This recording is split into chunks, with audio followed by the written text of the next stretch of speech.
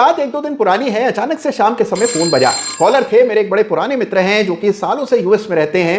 उन्होंने शाम के समय फोन किया। एक बड़ी एमएनसी कंपनी में कार्यरत हैं, लाखों का वेतन मिलता है डॉलर्स में, लेकिन निवेश हमेशा रुपीस में भारत में करते आए हैं और भारत में जो उन्होंने इन्वेस्टमेंट किया उससे जबरदस्त रिटर्न भी उन्हें मिला है। स्वयं बता रहे थे कि पिछले साल में, पिछले फाइनेंशियल ईयर में उनका पैसा लगभग डबल हो गया है। लेकिन उनका यह कहना था कि अब बड़ा अनईजी फील कर रहा हूं, असहज महसूस कर रहा हूं। मुझे लगता है कि बाजार में जरूरत से ज्यादा तेजी हो गई और अब कहीं चुनाव के बाद बाजार औंधे मुंह तो नहीं गिर जाएगा। मैंने उन्हें कहा कि इमोशनल बातें बंद कीजिए, तर्क संगत बात कीजिए, बिल्कुल तार्किक। तो एक एक पॉइंट लेकर के बात की हमने। काफी देर तक हमारी ये बातचीत चली। बातचीत जब खत्म हुई तो उन्होंने कहा कि बड़ा मन खुल गया बात करके, सारे मन के शंकाएं दूर हो गई। कितना ही अच्छा होता अगर आप इसी बातचीत पर एक वीडियो बना देते, क्योंकि जो सवाल मेरे हैं जाहिर सी बात है कि वो सवाल औरों के भी होंगे।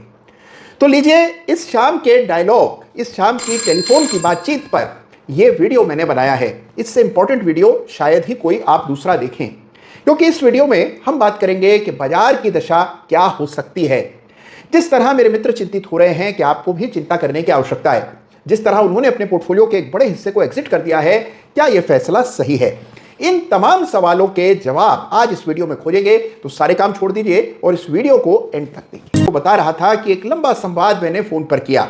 अब देखिए, उसमें कई सारे तर्क दिए जा रहे हैं कि क्यों बाजार में बड़ी गिरावट आनी चाहिए और ये बातें बिल्कुल लॉजिकल हैं। तो आइए समझते हैं कि बाजार यहां से गिरना चाहिए, इस पक्ष में कौन कौन सी बड़ी दलीलें हैं, कौन से बड़े आर्गुमेंट्स हैं कि मार्केट में बड़ा फॉल आना चाहिए। फिर बात करेंगे कि कौन से आर्गुमेंट्स हैं कि बाजार में फॉल नहीं आना चाहिए और फिर किसी निष्कर्ष पर पहुंचेंगे। तो पहले प्रोज एंड कॉन्स दोनों जान लेते हैं। आइए सबसे पहले बात करते हैं कि क्या वजह है कि बाजार में बड़ी गिरावट आनी चाहिए। भाई देखिए, पहली दलील तो जाहिर सी बात है, जो हाल में ये जो संकट गल्फ में हो गया है, यानी कि इजराइल और ईरान के बीच में जो तनाजा चल रहा है, ये सबसे साफ और सीधा कारण है जिससे लोगों को लगता है कि बाजार में बड़ी गिरावट आनी चाहिए।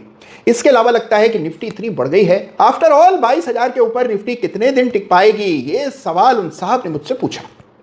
तीसरा बड़ा कारण है कि डॉलर में हम तेजी देख रहे हैं। ये बात बिल्कुल सही है कि डॉलर में एक बड़ा ब्रेकआउट हुआ है, 83 के ऊपर डॉलर ट्रेड करने लगा है और डॉलर की तेजी हमेशा बाजार के लिए बुरा समाचार होता है। तो अगर डॉलर इसी तरह से तेज होता रहा, डॉलर इंडेक्स बढ़ता रहा, तो उसका भी एक नेगेटिव इंपैक्ट आपको ग्लोबल इक्विटीज पर और विशेष रूप से इमर्जिंग मार्केट्स पर देखने को मिलेगा। ये एक बड़ा सही तर्क है। चौथी बात यह कि सोने की कीमतों में हमने अप्रत्याशित तेजी देखी है। इस बात की चर्चा कुछ दिन पहले भी एक वीडियो के जरिए हमने की थी और उस समय तक तो सोने की बातचीत भी इतनी नहीं हो रही थी, लेकिन गोल्ड के प्राइसेस में जो आकस्मिक तेजी देखने को मिल रही है, कहीं इस बात की ओर इशारा तो नहीं कर रही है कि एक बड़ा संकट, कोई एक बड़ा वैश्विक जियोपॉलिटिकल संकट आने वाला है। तो गोल्ड प्राइसेस को लेकर के भी लोग असहज हो रहे हैं। यह है चौथी बड़ी वजह कि बाजार में गिरावट आनी चाहिए। फिर देखिए, एफआईआईज तो लगातार बेचने पर आमादा हैं, लगातार वो माल बेच रहे हैं और उनकी बिकवाली के चलते कितने समय तक हमारे घरेलू निवेशक बाजार को संभाल सकेंगे, ये भी एक बड़ा सवाल है। फिर एक तर्क है कि भाई देखिए, चुनाव सामने है और चुनाव चाहे आप कितना भी कह लें कि भाई चुनाव के परिणाम तो लगभग तय हैं, लेकिन फिर भी कहीं ना कहीं अनिश्चितता बनी रहती है। तो इलेक्शन के रिजल्ट्स को लेकर जो अनसर्टेनिटी है, क्या बाजार उसे नजरअंदाज कर रहा है? अगर बाजार को अचानक से उस अनसर्टेनिटी की फिक्र होने लगी तो बाजार कितना गिरेगा, ये एक बड़ा सवाल है। और उसके अलावा इंटरेस्ट रेट्स यानी कि ब्याज की दरें, भाई देखिए, ब्याज की दरें गले की फांस बनी हुई है यूएस इकोनॉमी की। वहां पर चुनावी साल है, अगर ब्याज की दरें यूएस में न घटी या काफी देर बाद घटी तो उसका भी एक बड़ा नेगेटिव इंपैक्ट ग्लोबल इकोनॉमी पर पड़ेगा, क्योंकि सारे बाजार मान करके चल रहे हैं कि बस अब फेड बहुत जल्द इंटरेस्ट रेट्स में कट करने वाला है। और यदि ऐसा किसी वजह से नहीं होता या ये बात टल जाती है तो इसका भी बड़ा नकारात्मक प्रभाव बाजारों पर पड़ेगा। तो यह सारे तर्क जिनके आधार पर लगता है कि बाजार में बड़ी गिरावट आ सकती है। और फिर सबसे बड़ी बात यह है कि अरसे से एक बड़ा साइजेबल करेक्शन देखने को भी नहीं मिला है। बाजार लगभग एक तरफा धीमी गति से लेकिन लगातार नए कीर्तिमान बनाता हुआ नए हाइज बना रहा है। तो ऐसे में कहीं ऐसा तो नहीं होगा कि रातों रात कोई घटना घटेगी और तेजी से बाजार एक तरफा गिरने लगेगा, लोगों को निकलने का मौका ही नहीं मिलेगा और देखते ही देखते निफ्टी काफी हजार पॉइंट नीचे आ जाएगी। इस तरह का भय लोगों के मन में है और उसके लिए ये तर्क दिए जा रहे हैं। तो यह है कारण, यह है वो तर्क जिनके आधार पर कई सारे लोगों का मानना है कि बाजार में बड़ी गिरावट आएगी। अब इसके उलट आइए देखते हैं कि क्या तर्क हैं कि बाजार में जो तेजी हम पिछले काफी समय से देख रहे हैं ये यूं ही बरकरार रहेगी। इसके पक्ष में क्या बातें? अब देखिए, तेजी के पक्ष में जो सबसे बड़ी दलील है वो है पॉलिटिकल सर्टेनिटी, यानी कि देखिए, आमतौर पर बाजार तब गिरते हैं जब राजनीतिक अस्थिरता होती है। हमारे यहाँ चुनावी साल होने के बावजूद भी काफी हद तक पॉलिटिकल आउटलुक को लेकर के एक स्थिरता है, सरकारी नीतियों की कंटिन्यूटी को लेकर के किसी के मन में कोई शंका नहीं है। तो ये एक बड़ी वजह है कि बाजार में तेजी कायम रह सकती है। दूसरी बड़ी वजह है डोमेस्टिक फंड फ्लोज। भाई देखिए, हमारे यहाँ निवेशकों को अब निवेश करने की आदत सी हो गई है। लोगों की एसआईपी हर महीने कट जाती है, म्यूचुअल फंड से लोगों को प्रेम हो गया है और शेयर बाजार में लोग जमकर निवेश कर रहे हैं। हर महीने लाखों की संख्या में नए डीमैट खाते जुड़ रहे हैं। तो ये जो फंड फ्लोज हैं, इनमें कोई कमी आते दिख नहीं रही है। अगर मान लीजिए हल्की फुल्की वॉलिटिलिटी भी किसी वजह से झेलनी पड़ गई, बावजूद उसके लोगों का शेयर बाजार से मोहभंग होने से रहा। और सच पूछिए तो निवेश के विकल्प भी बहुत अधिक नहीं रह गए। तो इसीलिए लोग बढ़ चढ़ करके आने वाले समय में शेयर बाजार में निवेश करेंगे। लोगों को यह बात भी समझ आ गई है कि जितना जल्दी हो सके निवेश की अपनी यात्रा की शुरुआत करनी चाहिए। और इसी वजह से बहुत सारे ऐसे नए यंग लोग हैं जो कि आमतौर पर शेयर बाजार की तरफ शायद देखते नहीं, लेकिन इस जनरेशन के युवा निवेशक भी बाजार में बढ़ चढ़कर हिस्सा ले रहे हैं और अपनी आमदनी का बड़ा हिस्सा बाजार में चैनलाइज कर रहे हैं। तो ये जो डोमेस्टिक फंड फ्लोज हैं, आप देख ही रहे हैं कि हर महीने हजारों करोड़ों रुपए की एसआईपी होती है और वो संख्या भी निरंतर बढ़ रही है। यानी लोग लगातार बाजार में ज्यादा से ज्यादा पैसा कंट्रीब्यूट कर रहे हैं। अब देखिए, शेयर्स उतने ही रहते हैं, बड़ी कंपनियां उतनी ही हैं, और जब नया पैसा हर महीने बाजार में आएगा उतने ही शेयर्स होंगे, तो जाहिर सी बात है कि शेयर के भाव बढ़ने चाहिए। तो बाजार में तेजी की एक बड़ी वजह डोमेस्टिक फंड फ्लोज हैं, जो कि एफआईआई से टक्कर लेते हुए बाजार में नजर आ रहे हैं। अच्छा, अब देखिए, बढ़त की एक और वजह है कि लोगों के मन में एक रिस्क अवर्जन है और आमतौर पर बहुत सारे ऐसे निवेशक हैं जो वेट कर रहे हैं कि कब ये चुनाव समाप्त हो, इसको लेकर के अनिश्चितता समाप्त हो और फिर वो अपना बड़ा पैसा डालें। यानी बहुत सा पैसा ऐसा है जो चुनाव के मद्देनजर वेट कर रहा है। जैसे ही चुनाव पूरे हो जाएंगे, वो भारत में निवेश के बारे में गंभीरता से सोचने लगेंगे, पैसा डालेंगे। तो चुनाव के बाद भी नए पैसे की आमद लगी रहेगी और विदेशों से भी बहुत सा पैसा भारत में आ सकता है। यानी फंड फ्लोज की कोई कमी नहीं रहेगी। डोमेस्टिक और ग्लोबल फंड फ्लोज भारत की तरफ आते रहेंगे। इस कारण भी जो वर्तमान तेजी है, ये और तेजी और गति पकड़ सकती है, इसकी संभावना दिखती है। अब देखिए, एक और वजह है और वो है इंडिया की स्टोरी। देखिए, भारत में लोगों का यकीन बढ़ता जा रहा है। यानी देखिए, Bharat as an investment destination, Indian markets as an investment destination, इसको लेकर के लोगों का रुख बदला है। बड़े पैमाने पर विदेशी निवेशक भारत में आए हैं पिछले सालों में और भविष्य में भी आएंगे, इसकी संभावनाएं बढ़ रही हैं और ये अपने आप में एक बहुत बड़ा ट्रिगर है। भारत में ही कंपनियां ऐसी हैं जो इस प्रकार की ग्रोथ रेट आपको दिखा रही हैं। यूरोप की कंपनियों से मुकाबला करें या यूएस की कंपनियों से मुकाबला करें तो आप देखते हैं कि इतने बड़े पैमाने पर कोई ऐसी क्रांति नहीं हो रही है जो कि भारत में आपको देखने को मिलती है। माइक्रो कैप्स स्मॉल कैप्स बन रहे हैं, स्मॉल कैप्स मिड कैप्स बन रहे हैं और नैनो कैप्स माइक्रो कैप्स बन रहे हैं। नई कंपनियां रोजाना लिस्ट हो रही हैं और वो भी कंपनियां अच्छी हैं। तो इससे सिद्ध होता है कि भारत के बाजार में जिस प्रकार से ग्रोथ है वो शायद ही दुनिया के किसी और बाजार में हो। तो यह एक बड़ी वजह है कि भारत में जो ट्रेंड चल रहा है ये शायद कुछ और वक्त तक चले। लेकिन इन सारी वजहों से बड़ी वजह है ट्रेंड। जी हां, ट्रेंड इज योर फ्रेंड और मैं तो ये कहूंगा कि ट्रेंड इज गॉड। देखिए, ट्रेंड क्या है? ट्रेंड है कि एक टेक्निकल कारण है कि बाजार में तेजी आने वाले समय में कायम रह सकती है और इसी के लिए चार्ट्स को हम सबसे अधिक तरजीह देते हैं, सर्वोपरि मानते हैं। तो आइए ट्रेंड देखते हैं निफ्टी का और देखते हैं कि पिछले कुछ सालों में किस प्रकार का ट्रेंड हमने निफ्टी में इवॉल्व होते हुए देखा। तो आइए अटकलें लगाने के बजाय चार्ट का रुख करते हैं और चार्ट कभी गलत नहीं कहता है। चार्ट हमेशा आपको सत्य कहता है। साक्ष्यों के आधार पर चार्ट का निर्माण होता है और चार्ट में बदलाव तब आता है जब कोई पैसा डालता है इन चार्ट्स में, यानी कि कोई बड़ी खरीद करता है या बिकवाली करता है, तभी आप चार्ट में कोई तब्दीली आते हुए देखते हैं।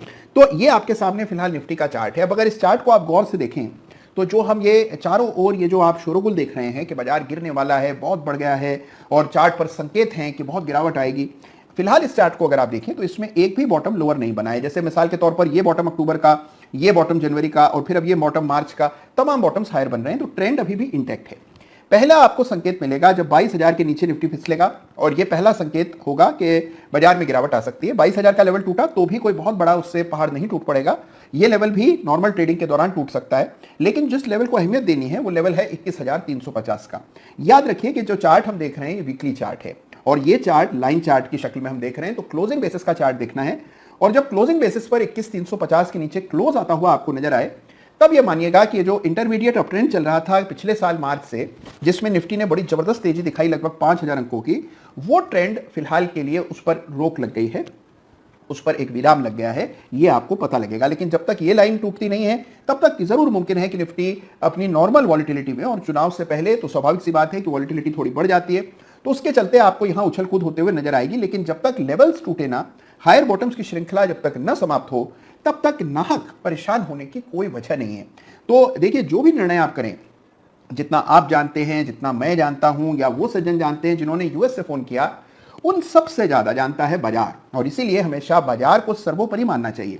और बाजार क्या कर रहा है, बाजार का पदचाप आपको इस चार्ट पर दिखता है जो निफ्टी का वीकली चार्ट है। तो अभी फिलहाल अगर आप देखें तो कमोबेश स्थिति काबू में है, बढ़ गया है बाजार, इसमें कोई दो राय नहीं है, लेकिन बढ़ गया है इसका अर्थ ये नहीं है कि और नहीं बढ़ सकता है। तो अभी भी हायर बॉटम बन रहे हैं, अभी भी लेवल्स इंटैक्ट हैं, लगातार लिक्विडिटी चल रही है। तो फिलहाल के लिए लेवल्स को तरजीह दीजिए, प्राथमिकता दीजिए, वरीयता दीजिए, बजाय इसके कि अपने मनोभाव को या सुनी सुनाई बातों या अफवाहों को हम ज्यादा वेटेज दें। तो यह है फिलहाल निफ्टी का सूरत हाल, और इस चार्ट को देख लेने के बाद मुझे यकीन है कि आपको कुछ राहत मिली होगी और आपको यह भी समझ आया होगा कि बेवजह की चिंता करने से अच्छा यह है कि हर चार्ट पर ऐसी लकीरें डाल दीजिए। तो देखा आपने कि निफ्टी के लिए यह है अहम लेवल, और इस प्रकार से जब आप चार्ट्स का बहुत ही लॉजिकली, बहुत ऑब्जेक्टिवली, बिल्कुल वस्तुनिष्ठ होकर के जब आप चार्ट्स का आकलन करते हैं, अपनी भावनाओं को बीच में नहीं लाते हैं, किसी के कहे से डरते नहीं हैं और सारे निर्णय बिल्कुल तटस्थ होकर के, न्यूट्रल होकर के, एविडेंस के आधार पर करते हैं, तो चीजें कितनी आसान, सुगम हो जाती हैं। और यही अभी हमने इस एनालिसिस में देखा। तो नाहक चिंता मत कीजिए, हमेशा बढ़ने की भी 5 दलीलें होती हैं और गिरने के भी 5 वजह होती हैं। मेरे इतने सालों के अनुभव में कभी भी जीवन में ऐसा बाजार मैंने नहीं देखा जहां बिल्कुल क्लैरिटी हो, 100% क्लैरिटी हो कि बस अब बढ़ता ही जाएगा या बस अब घटता ही जाएगा। हमेशा बढ़ने की भी 4 वजह और घटने की भी 4 लॉजिकल वजह नजर आती हैं। इन्वेस्टर को हमेशा इन सारी वजहों का ध्यान में रख करके एक फैसला करना होता है कि उसकी समझ में, उसके विवेक से क्या होने की संभावनाएं ज्यादा है, और मैंने यह फैसला हमेशा चार्ट्स के आधार पर किया है। तो देखिए, अगर आप भी चार्ट्स देखेंगे, कहे सुने में नहीं आएंगे, अफवाहों पर ध्यान नहीं देंगे, तार्किक बात करेंगे, लॉजिकल डिसीजंस लेंगे और इस बात को मानेंगे कि देखिए कई सारी चीजें ऐसी हैं जो ना आपको पता है ना मुझे, और शायद किसी को भी नहीं पता है, लेकिन चार्ट्स पर जब वो घटना घटेगी तो हम उसको पहचान पाएंगे और सही निर्णय कर पाएंगे। तो बजाय इसके कि भविष्य के बारे में अटकलें लगाएं, क्यों ना हम लॉजिकल डिसीजन लें चार्ट्स के बेसिस पर। बिल्कुल यही सलाह मैंने अपने यूएस में रह रहे दोस्त को भी दी थी, और बिल्कुल यही सलाह आप सभी के लिए भी है। तो देखिए, यह है इस सप्ताह का बड़ा इंपॉर्टेंट सवाल, जिसका जवाब आपको उम्मीद है कुछ हद तक इस वीडियो से मिला होगा। चिंता मत कीजिए, निर्णय कीजिए, लेकिन चार्ट्स के बेसिस पर। ख्याल रखिएगा अपना, चार्ट्स देखते रहिएगा, और इन सभी बातचीत में अगर आपका भी कोई विचार है, कोई टीका टिप्पणी है, या मान लीजिए कोई एक ऐसा पॉइंट है जिसको डिस्कस करना मैं भूल गया, जिसकी वजह से ये पलड़ा पूरी तरह से उलट सकता है, तो मेरे से ये बांटना मत भूलिएगा। कमेंट लिखिएगा, और आज का वीडियो कैसा लगा ये भी जरूर बताइएगा। अपना ख्याल रखिएगा। धन्यवाद आपका।